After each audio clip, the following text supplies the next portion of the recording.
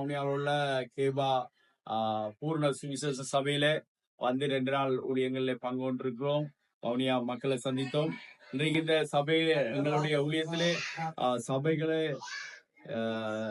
ஐக்கியப்பட்டு சபைகள் கூடாக எழுப்புதலை கொண்டு வர ஒரே நோக்கத்தில் நாங்கள் இணைந்து செயல்படுறோம். பாஸ்டரி இன்றைக்கு நாங்கள் கூடுதலாக அவருடைய ஊழியங்களிலே பங்கு கொள்ள கர்த்தர் உதவி செய்தார்.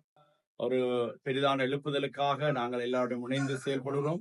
இன்றைக்கும் நாங்கள் அவருடைய சபையை நாங்கள் ஆசீர்வதிக்கிறோம். இந்த நாளிலே தேவன் தாமே இந்த சபையை ஆசீர்வதிப்பாராக, அவருடைய ஊழியங்களை ஆசீர்வதிப்பாராக, இந்த வவுனியா பிரதேசத்தை ஆசீர்வதிப்பாராக. இந்த வவுனியா பிரதேசம் இயேசுடைய சுவிசேஷத்தால் நிரப்பப்படுவதாக. எனவே இந்த நாளிலே இந்த காலை வேளையிலிருந்து மட்டும் தேவன் நீங்க செய்தியை கொடுக்கவும் மக்களை ஆசீர்வதிக்க தேவன் பயன்படுத்த முடியாது. கர்த்தருடைய நாமம் மகிமைப்படுவதாக. பாஸ்டர் ஸ்ரீயை நான் 30 ஆண்டுகளாக நான் அறிவேன்.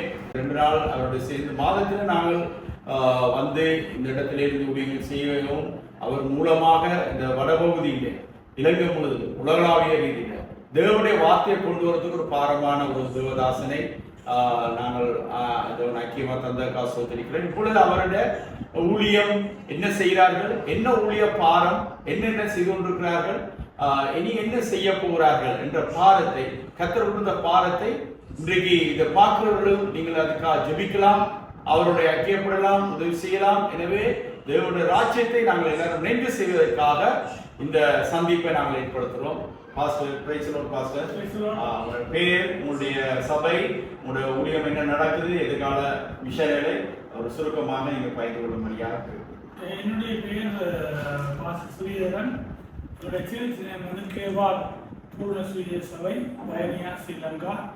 தற்பொழுது நாங்கள் சபையை அடிப்படையாக வைத்துக்கொண்டு சுவிசேஷம் பணிகளை 25 மாவட்டத்தில் சிங்கள மக்கள், தமிழ் மக்கள், முஸ்லிம் மக்கள் நடத்தி கொண்டிருக்கிறோம். அத்தோடு மகாநாடுகளை வைத்து ஒரு உயிர்கூச்சி கூட்டங்களை நடத்தி கொண்டிருக்கிறோம். ஆகவே தேவன் இந்த தேசத்தை குறித்து ஒரு புதிய பாரத்தை 2010ஆம் ஆண்டு ஒரு மகாநாடு கூட பகிர்ந்து கொண்ட. ஆகவே இந்த கொடுத்த பாரத்தின்படி 37 மகாநாடு நடத்தி கொண்டிருக்கிறோம்.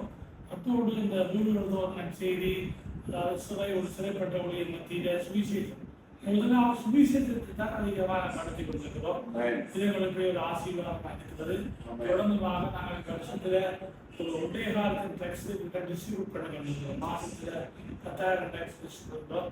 எங்களுக்கு இன்னும் காலம் முடிக்கிற போது ஆகவே இந்த மத்தியான பொழுதே நாங்கள் இணைந்து செயல்பட்டு கொள்கிறோம். நோக்கம் யாழ்ப்பாண ஆண்டிலே ஒரு பெரிய உயிர்கட்சியை கொண்டு வர வேண்டும். என்றால் 22 மாவட்டத்திலும் 25 மாவட்டத்திலும் ஒரு பிரதான மாவட்டமாக யாழ்ப்பாணம் கருது அப்படின்னால யாழ்ப்பாணத்தில் ஒரு எழுப்புதலை கொண்டு வருவதற்கான சுவிசேஷ கூட்டங்கள் மாநாடுகளுக்கு திட்டமிட்டு கொண்டிருக்கிறோம். ஆகவே நெகேமியா 2:20 தேவர்களுக்கு காரியங்கள் வாக்கப்படுவார். எங்களுக்காக ஜெபித்துக் கொள்ளுங்கள், எங்களுடைய தரிசனத்துக்காக ஜெபித்துக் கொள்ளுங்கள், எங்களோட உறவு வைத்துக் கொள்ளுங்கள்.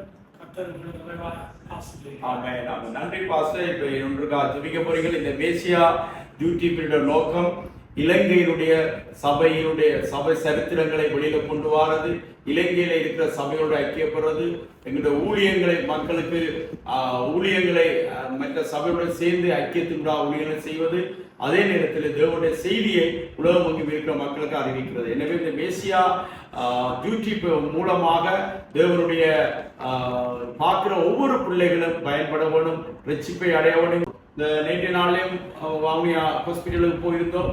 இந்த ஹாஸ்பிட்டல்ல இருக்கிற மக்களுக்கு எப்படி நாங்கள் உதவி செய்யலாம், எப்படி அங்க இருக்கிறவர்களுக்கு தொடர்புகளை ஏற்படுத்தலாம், அந்த மக்களுக்கான அவசர தேவையை எப்படி சந்திக்கலாம், ஆன்மீக தேவையை எப்படி சந்திக்கலாம் என்றதே பாஸ்டா செய்தோடு அவர்கள் அந்த இடத்துக்கு தங்களுடைய ஆலயத்தை அந்த ஊழியங்களுக்காக திறந்து கொடுத்திருக்கிறார்.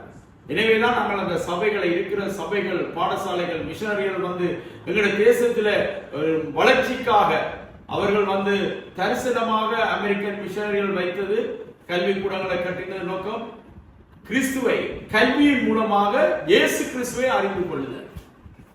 ஆகவே இந்த எங்களுடைய ஒரே நம்பிக்கை, இந்த தேசம் ஆசீர்வதிக்கப்பட வேண்டுமாயிருந்தால் எல்லா மக்களும் மனம் திரும்ப வேண்டும், இயேசு கிறிஸ்துடைய மன்னிப்பை பெற வேண்டும். எங்களுடைய சாபங்கள், சந்ததியான சாபங்கள் எங்களுடைய தேசத்தை விட்டு நீங்க வேண்டும். அதுக்கு ஒரே வழி இயேசு கிறிஸ்துவான். எனவே அதில் நாங்கள் உறுதியாக இருக்கிறோம். இந்த நாளிலும் அந்த சமையலை ஆசீர்வதித்து இன்றைக்கு உலக ரீதியான ஜனங்கள் நிறைய சமையலை பார்த்து 3 லட்சம் பேர் பார்ப்பார்கள். ஆனால் தேவனுடைய ஆன்மீக காரியங்களை சத்துரு தடுக்கிறார். எனவே பாஸ்டர் அவர்கள் இப்பொழுது ஜெபம் பண்ணி ஆசீர்வதித்து அந்த சமையல் கூட மக்கள் வாழ்வடைய ஒப்பு கொடுத்து ஜெபம் பண்ணி கொள்வார். சர்வவல்லமையுள்ள தகப்பனே, இந்த மத்தியான பொழுதுக்காக நன்றி செலுத்துகிறோம். விசேஷமா இந்த யூடியூப் சேனலுக்காக ஸ்தோத்திரம். இதற்கு கூடாக ஆண்டவரே, உம்முடைய கட்டளையை நாங்கள் செய்ய நாங்கள் ஆயத்தப்படுகிறோம். சுவிசேஷங்களில் பல பாகங்களை அளிக்கவும் பாவங்களை நடத்தவும் ஆண்டவரே